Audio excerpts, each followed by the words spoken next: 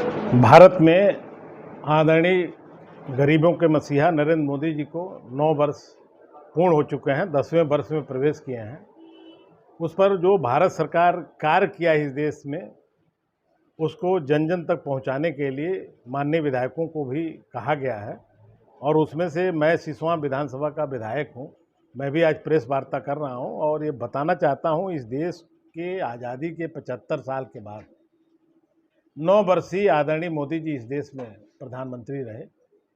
जब इस देश में कांग्रेस की सरकार थी और माननीय मनमोहन सिंह जी 4 से 14 तक मंत्री रहे, या उसके पहले राजीव गांधी इस देश के मंत्री थे, तो कांग्रेस कहती थी इस देश में 100 रुपया जब हम गरीबों के लिए भेजते हैं तो 15 रुपये मिलता है। बट जब इस देश में नरेंद्र मोदी जी प्रधानमंत्री बने तो 100 रुपया भेजते हैं तो 100 रुपया ही गरीबों को मिलता है, 1 रुपया कम नहीं मिलता है। ये परिवर्तन इस मुल्क में आया है, इस देश में आया है और घर घर उनकी जो सोच है गरीबों तक, जो योजनाएं भारत सरकार ने लागू किया उसको जन जन तक पहुंचाने का काम, धरातल पर बताने का काम, गरीबों तक ले चलने का काम हम लोग कर रहे हैं। हमारी सरकार जो भारतीय जनता पार्टी की सरकार, मोदी जी की सरकार रही है, गरीबों के लिए हर घर नल योजना जो लाई है, ये बहुत ही महत्वपूर्ण योजना भारत में पेयजल पर साबित हुई है।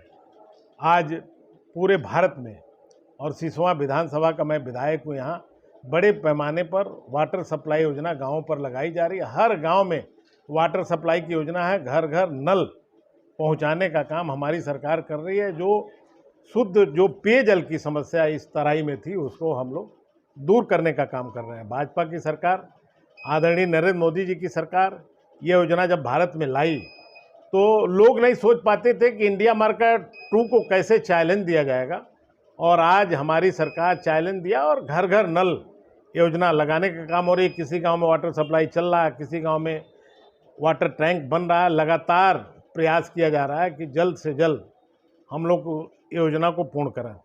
हमारी सरकार आपके विधानसभा में सोहगी वर्मा ने अभी कुछ लोग भूख हड़ताल पे बैठे थे, जिनकी एक बड़ी समस्या थी कि जो वहाँ पे सरकारी हैंडपैप है, इंडिया मार्क का हैंडपैप है, उसमें दूषित पानी आ रही है।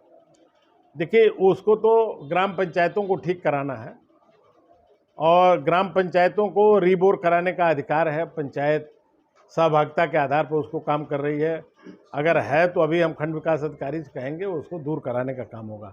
नेशनल योजनाओं पर पहले बात हो जाए तो क्षेत्रीय योजनाओं पर हमसे सवाल करेंगे तो हम बात करेंगे।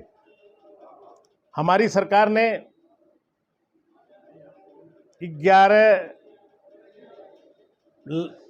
लाख करोड़ अनाज जो है गांव में गरीबों को बांटने का काम किया है।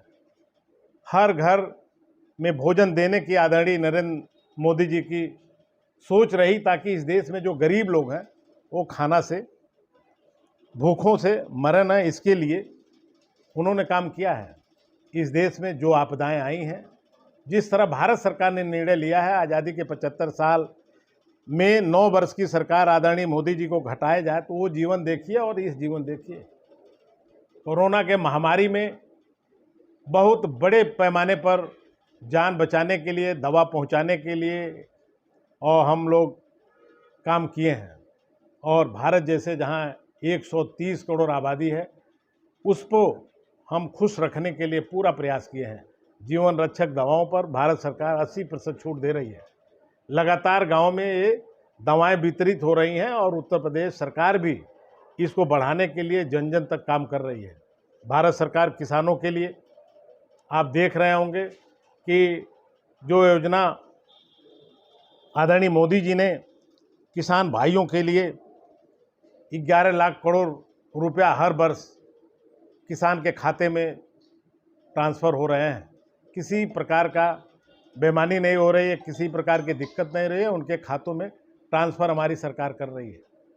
हम लोग शिक्षा के मामले में काफ़ी, उत्तर प्रदेश सरकार, भारत सरकार मिल करके कायाकल्प योजना जो लागू किया, आप चले जाइए प्राइमरी स्कूलों के तरफ ताकिए तो लगेगा प्राइमरी पाठशाला है और बच्चे पढ़ रहे हैं।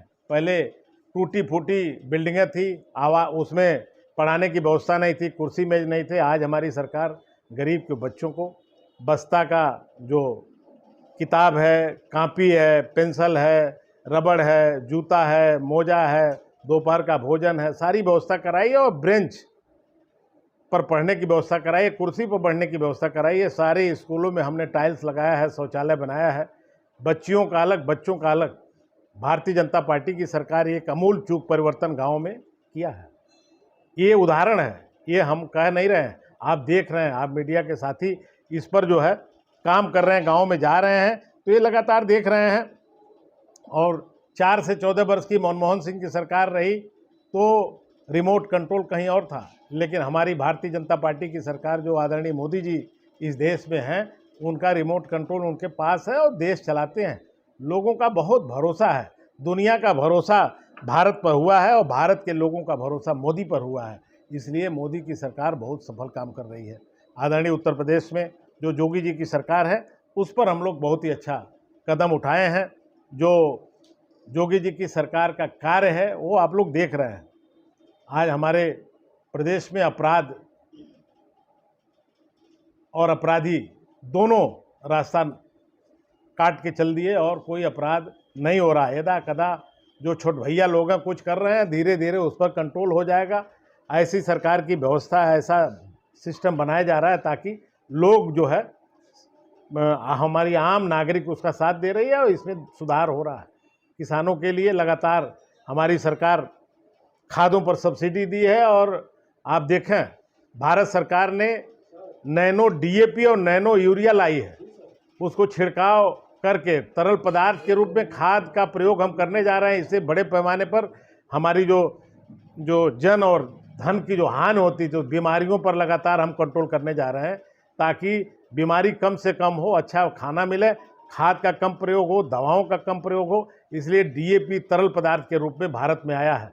डीएपी पर हमारी सरकार ने बड़े पैमाने पर छूट दिया है। समय से खाद, बीज की व्यवस्था हमारी सरकार कर रही है। लगातार हमारे जो क्रय केंद्र हैं, समय से भारतीय जनता पार्टी की 9 वर्ष में चलाए गए हैं। आज आप देखें, गेहूं के पैदावार जबकि लगातार घटी है, इस वर्ष घटी है और बड़े पैमाने पर लोग जो है अपने गेहूं को सेंटरों पर दिए हैं, नहीं तो बाजार में मूल्य से ज़्यादा, सरकारी मूल्य से ज़्यादा उनको पैसा मिला, वहाँ बेचें, लेकिन हाहाकार नहीं बचा।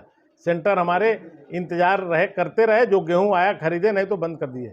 लगातार हमारी सरकार गेहूं की परचेज किया है, धान के समय में धान की परचेज करती है, समय से बीज देती है, समय से दवा देती है, समय से खाद देती है, ताकि प्रदेश में विधानसभा में क्या पहुंचे? ताकि प्रदेश में हम जो है किसी किसान को ये शिकायत करने का मौका नहीं देते हैं कि खाद के गोदाम पर लाठी चलती है। पिछली सरकारों में हमारे किसानों पर लाठी बरसाई जाती थी, लगातार किसान पर लाठियां गिरती थी। सुबह सेंटर पर जाते थे, रात भर रहते थे, सुबह दूसरे दिन खाद पाते थे। आज खाद की क्राइसिस नहीं है। नीम कोटेड यूरिया माननीय प्रधानमंत्री इस देश में लाए, खादों पर कंट्रोल कर दिया और खाद का जो तस्करी होती थी वो कम हो गया, बड़े पैमाने पर कम हुआ है। यदा कदा बॉर्डर होने के नाते नेपाल में कहीं न कहीं खुला बॉर्डर होने के नाते लोग इधर से उधर कर देते हैं, लेकिन वो जो कंट्रोल है हमारी सरकार का है और हमारे किसान को कमी नहीं होती है। किसान खाद के लिए, बीज के लिए कहीं नहीं भटकता है। सबसे बड़ी परेशानी ये थी कि समय से बीज नहीं मिलते थे, अब समय से बीज है, समय से खाद है और समय से हमारे क्रय केंद्र चलते हैं। विधायक जी, महंगाई पे क्या आप कहना चाहेंगे? महंगाई इतनी बढ़ती जा रही है, महंगाई कैसे कंट्रोल? देखिए, महंगाई जिस तरह के इस देश में व्यवस्था है उससे तो कंट्रोल है। बड़े पैमाने पर हमारी आबादी भी बढ़ रही है, हमारे कार्य भी बढ़ रहे हैं, हम डेवलपमेंट भी कर रहे हैं, हम चारों तरफ इस काम में लगे हैं। बड़े पैमाने पर हम सड़कों की जाल बिछा रहे हैं चारों तरफ। हम जब गाड़ियां ज़्यादा प्रयोग करते हैं तो डीजल भी ज़्यादा प्रयोग करते हैं, उस पर भी हमारी सरकार जो है कंट्रोल करना चाहती है ताकि कम से कम पैसे में हमको डीजल और पेट्रोल मिले, कम से कम लोग जो है इसका प्रयोग करें। एक लास्ट सवाल है विधायक जी मेरा, सीसवा होते हुए और हेवती चिवटा होते हुए सिंदुरिया को जो जोड़ती है, मुख्यालय को रोड जोड़ती है, वो कब तक बन जाएगा? देखिए, वो रोड की एस्टिमेट पहुंच चुके हैं, उस पर वित्तीय सहमति हो चुकी है, राजज्ञा जारी होना बाकी है। वो हो जाएगा, वो जल्दी से जल्दी हो जाएगा, क्योंकि उसमें आने जाने में इतनी दिक्कत हो रही है। लोग एक बार जो प्राइमरी स्कूल के बजाय प्राइवेट स्कूलों में जाते हैं, अब संख्या बढ़ी है। हम शिक्षा पर गंभीर हुए हैं, लगातार शिक्षा के तरफ ध्यान रहे हैं। जब शिक्षा नहीं रहेगी, लोग पढ़ेंगे लिखेंगे नहीं, तो आगे डेवलपमेंट में वो मुख्य भूमिका नहीं निभा सकते हैं। हम एक विद्यालय हमारे सरकार के कहने के बाद गिरहियाँ को गोद लिए हैं, उसको देखना हो तो मेरे साथ चलिए। 800 बच्चे उस कॉलेज में हैं। प्राइमरी स्कूल उत्तर प्रदेश में रोल मॉडल है वो विद्यालय। उस विद्यालय में हम अगस्त से पढ़ाई क्लास लेने जा रहे हैं। आप लिखिए तो कोई विधायक प्राइमरी स्कूल के स्कूलों में जा करके 1 घंटा पढ़ाएगा, ये आप नहीं लिखते हैं। लिखिए, मैं क्लास दूंगा। अब मैं विद्यालय बीएसए और जिला विद्यालय निरीक्षक से कहा है कि आप मेरे विधानसभा के क्षेत्र में किसी भी स्कूल में हमें क्लास लेने के लिए छूट दो, बताओ हमें कहाँ पढ़ाना है, 1 घंटा जरूर हम पढ़ाएंगे। हम अपने अनुभव को शेयर करेंगे गरीबों तक, हम कैसे यहाँ तक आए हैं। हम चाहेंगे बच्चे भी जागरूक बने, आगे बढ़ें, और मैं प्राइमरी स्कूल में पढ़ाने के लिए हम तैयार हैं और पढ़ाने के लिए हमने ऐलान किया है। इसको आपको लिखना चाहिए, ये बहुत ही महत्वपूर्ण योजना है। और हम जैसे हमारी ग्राम पंचायत एक सोहगी बरवा है, वो दुनिया के निगाहों में है। भारत ही नहीं, दुनिया के लोग जान रहे हैं। वहाँ जाने के लिए पहले हम कुशीनगर में जाते हैं, फिर बिहार में जाते हैं, फिर नेपाल में जाते हैं, फिर उत्तर प्रदेश में आते हैं, फिर नेपाल में बिहार में आ करके तब उस ग्राम पंचायत में जाते हैं। कितना रिमोट गांव में हम लोग काम कर रहे हैं डेवलपमेंट का। उस डेवलपमेंट को देखिए और कभी कभी आप लोग मेरे साथ भी चलिए कि विधायक जी जो विकास किए हैं एक बार दौरा तो कराइए, हम साधन देंगे, हम खाना खिलाएंगे। आप लिखिए, तो लिखना चाहिए आपको उन गाँवों के काम को लेकर के। यहाँ जब मैं विधायक होकर आया तो कोई राजकीय इंटर कॉलेज नहीं था। हमने 2 राजकीय इंटर कॉलेज का स्थापना कराया। एक चल रहा है, उसमें हम पहले दिन उद्घाटन में पढ़ाई बच्चों को पढ़ाए हैं। दूसरा ठूठी बारी में आवासीय राजकीय इंटरमीडिएट कॉलेज हम बनवा रहे हैं। यहाँ बिजली की बहुत बड़ी समस्या थी। 132 केवीए का सब स्टेशन ला करके हम स्थापना करा रहे हैं ताकि हम 24 घंटा अपने जनता को बिजली दे सकें, उद्योग धंधे बढ़ा सकें। पावर रहेगा तभी उद्योग आएगा। हम चाहते हैं उद्योग विभाग यहाँ जमीन एक्वायर करे ताकि हमारी बेरोजगारी दूर करने के लिए छोटे छोटे लघु उद्योग लगाए जाएं ताकि विकास हो। ये हमारी सोच है। हमने सड़कों पर कंट्रोल किया है, सड़कों के लिए जाल बिछाया है। आप महानगर गोरखपुर से चलिए, चाहे जिस सड़क पर चलिए, चाहे सिसवा होकर आइए, घोगली को होकर आइए, निचलौल, चाहे महाराजगंज होकर आके आराम से चाय पीते हुए अपने गाड़ी में आएंगे, कोई आपका कपड़ा खराब नहीं होगा। ऐसे सड़कों की जाल हमने बिछाया है।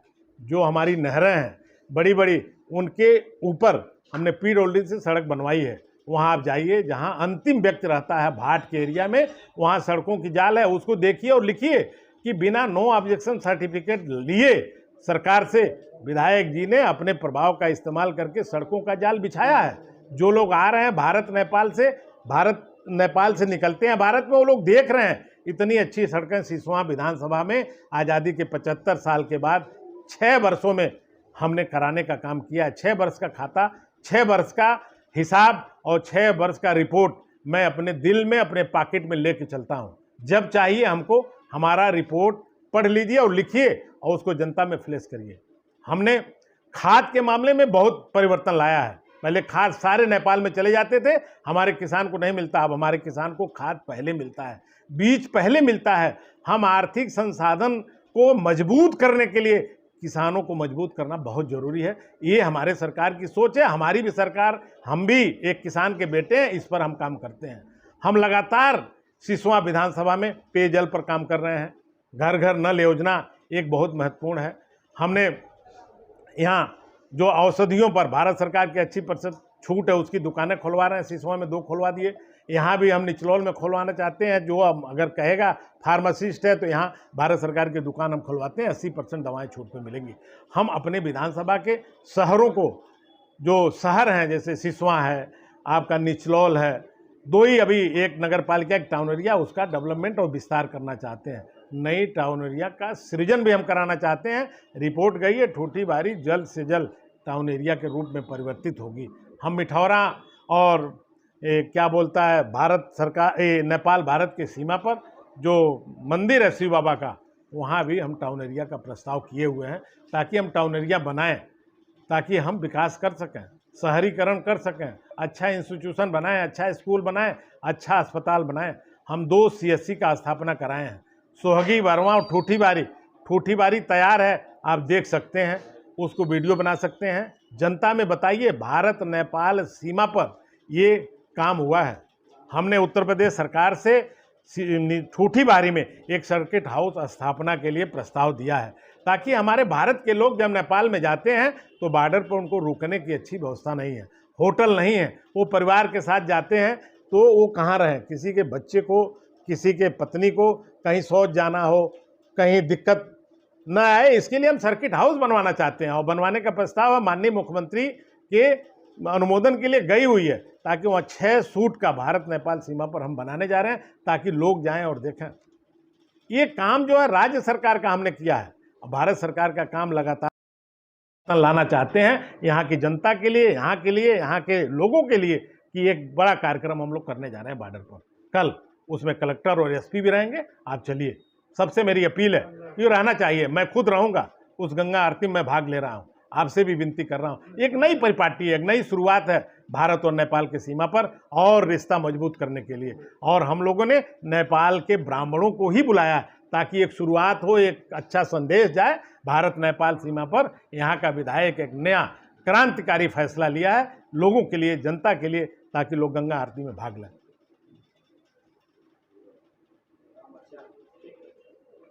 हमने 10 करोड़ रुपया की स्वीकृति उत्तर प्रदेश सरकार से कराई है, और हम लोग 2560 ग्राम पंचायत गाँव में एक एक घर को हम लोग बिजली देने जा रहे हैं।